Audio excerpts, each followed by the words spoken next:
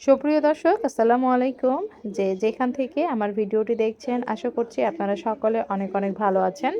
আজকের পর্বে তৈরি করে দেখাবো জিভে জল আনা একটি আচারের রেসিপি। খুবই ইউনিক এই রেসিপিটি। আশা করছি আজকের রেসিপিটি আপনাদের কাছে অনেক ভালো লাগবে।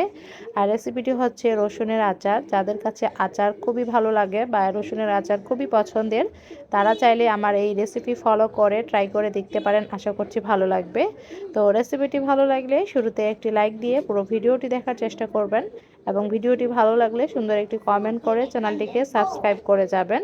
তো রেসিপিটি আমি খুবই সহজভাবে আপনাদের কাছে শেয়ার করার চেষ্টা করেছি। তো চলুন কথা না বাড়িয়ে মূল রেসিপিটি শুরু করি।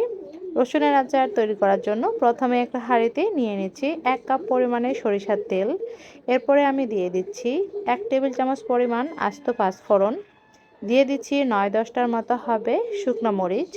এরপরে আমি দিয়ে দিচ্ছি সরিষা বাটা। এখানে আমি 1/3 কাপ পরিমাণ সরিষা বাটা নিয়েছি, তবে পুরোটাই দিব না, এখানে আমি অর্ধেকটার মতো সরিষা বাটা দিয়ে দিব। এরপরে এই সবগুলো মশলা হালকা করে একটু ভেজে নেব। এরপরে দিয়ে দিচ্ছি লবণ, এখানে 1 টেবিল চামচের মতো আমি লবণটা দিয়ে দিচ্ছি। তো সবগুলো মশলা হালকা করে ভেজে নেওয়া হয়ে গেছে। এরপরে আমি অ্যাড করে দিচ্ছি রসুন। এখানে আমি বড় সাইজের রসুনটা নিয়েছি, আপনারা ছোট বড় যে কোনো সাইজের রসুনটা নিয়ে নেবেন। আর এখানে প্রায় 1 কেজির মতো আমি রসুন নিয়েছি, খোসাগুলো সবগুলো আমি ফেলে নিয়েছি। রসুনগুলো দিয়ে আবারও মশলার সাথে কিছুক্ষণ নেড়ে নিচ্ছি। এ পর্যায়ে আমি দিয়ে দিচ্ছি তেঁতুলের কাত। এখানে 1 কাপের মতো তেঁতুলের কাত আমি দিয়ে দিলাম। তেঁতুলটাকে আমি পানিতে ভিজিয়ে রেখেছিলাম কিছুক্ষণ। এরপর হাত দিয়ে কষলিয়ে কষলিয়ে কাতটাকে আমি আলাদা করে নিয়েছি এবং বীজগুলো আমি ফেলে দিয়েছি।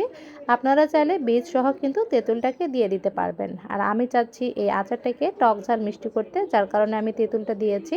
তেঁতুলটা দেওয়ার কারণে একটু খেতে টক টক লাগবে এবং অনেক ভালো লাগবে। এরপরে কিন্তু আমি দিয়েছি 1 টেবিল চামচ পরিমাণ হলুদ গুঁড়া, 1 টেবিল চামচ পরিমাণ মরিচ গুঁড়া আর 1 টেবিল চামচ পরিমাণ দিয়ে দিচ্ছি ভাজা জিরার গুঁড়া। এরপরে আমি দিয়ে দিয়েছি ভিনেগার 2 টেবিল চামচ পরিমাণ। ভিনেগারটা দেওয়ার কারণে আচারটা কিন্তু অনেক দিন পর্যন্ত সংরক্ষণ করা যাবে, এটা সহজে নষ্ট হবে না। আর হ্যাঁ, চিনি দিয়েছি প্রায় 1 কাপের মতো, যেটা বলতে আমি ভুলে গিয়েছিলাম। তো সবগুলো উপকরণ দিয়ে নেড়ে এরপরে আমি ঢাকনা দিয়ে ঢেকে এটাকে 15 মিনিট রান্না করেছি। অবশ্যই মাঝে মাঝে ঢাকনা তুলে কিন্তু নেড়ে দিতে হবে, তা না হলে আচারের নিচের অংশগুলো কিন্তু লেগে যাবে। তো অবশ্যই ঢাকনা তুলে মাঝে মাঝে নেড়ে দিবেন। তো 15 মিনিট পরে আমার আচারের এই যে রসুনগুলো, এগুলো কিন্তু ভালোভাবে সিদ্ধ হয়ে গেছে, দেখতে পাচ্ছেন। তো আচারটাকে আমি নামিয়ে নিব, তবে নামানোর আগে আমি দিয়ে দিচ্ছি আবারও 1 টেবিল চামচ পরিমাণ পাঁচফোড়ন গুঁড়া।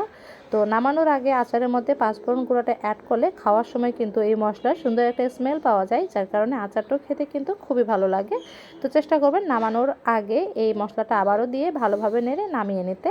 তো যাই হোক, আমার আচারটা কিন্তু এখন পুরোপুরি রান্না করা হয়ে গেছে। এখন আমি চুলাটাকে অফ করে দিয়ে এটাকে ঠান্ডা করে একটা কাচের জারের মধ্যে এটাকে আমি স্টোর করে নিব। তো আচারটা আমি আপনাদের কাছ থেকে দেখিয়ে দিচ্ছি, দেখুন এটা কতটা পারফেক্ট হয়েছে। তো আচারটাকে আমি একটা কাচের জারে ভরে নিয়েছি। তো এই ছিল আজকের রেসিপি। আশা করছি রেসিপিটি ভালো লেগেছে। যারা এতক্ষণ সাথে ছিলেন সবাইকে ধন্যবাদ।